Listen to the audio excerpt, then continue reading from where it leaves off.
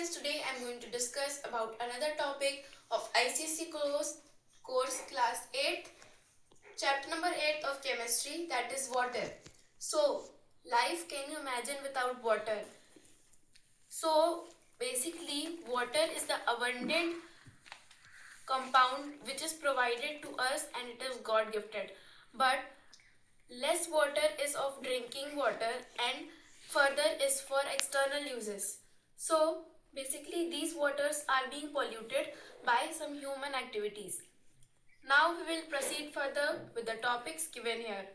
So we need water for. So now we will discuss about some needs of water according to the three types of purposes.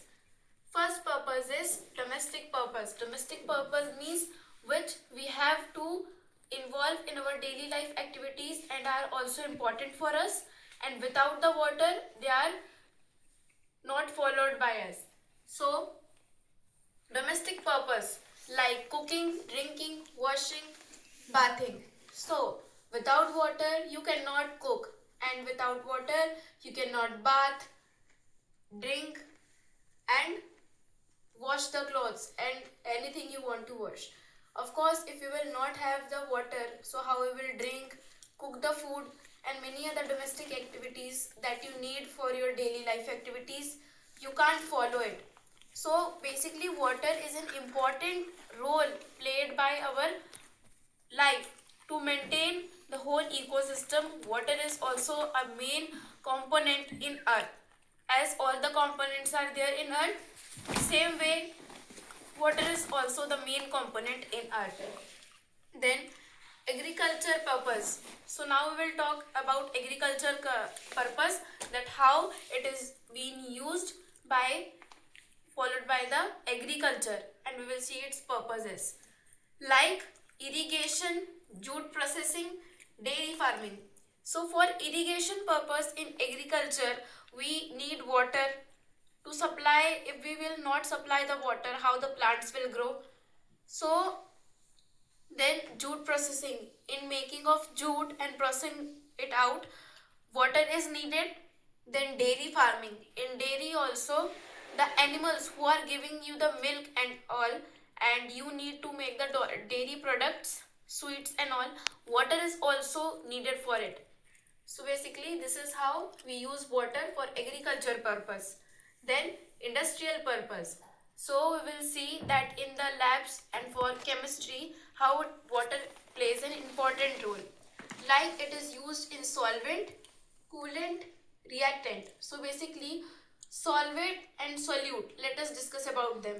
Solute means a particle which is being dissolved in solvent.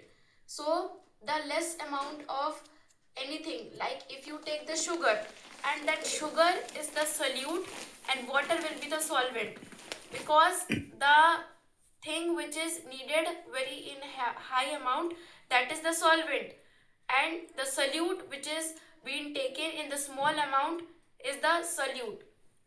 Then we'll discuss about the sources of water, that where we found the water, what are the main sources of it.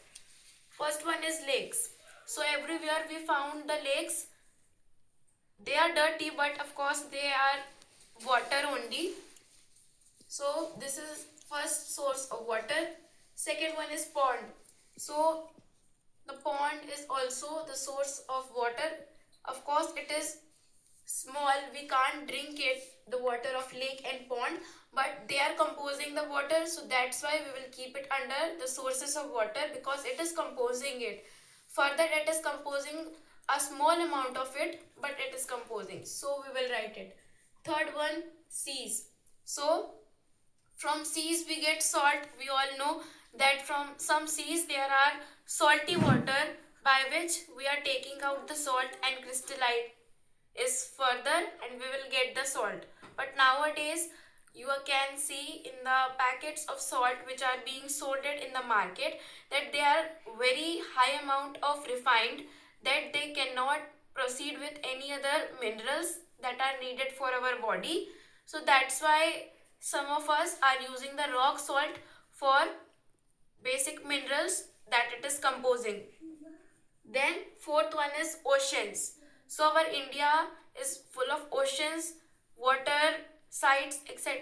So ocean is one of them. It is the vast source of water present in the earth. Then river, the sorrow in which it is going to the sea and forming and making an ocean, that is our river. Then sixth one, groundwater. Groundwater is when the rain is going on and somewhere some digging process is there, and when you close that dig for after 3 or 4 days, you will see that the water is clear because of the minerals contained in it. Some color change may be there, you can see in the bottles which are being sold, because they are groundwaters of some area, and that rock that is composing of some minerals, that high amount of minerals may cause the water change. Then seventh one, that is rainwater. So it is a source of water because rain in which water is there, but we cannot drink it because some of the process are there in which rain is forming in the atmosphere and some gases are composing it, so we cannot drink it.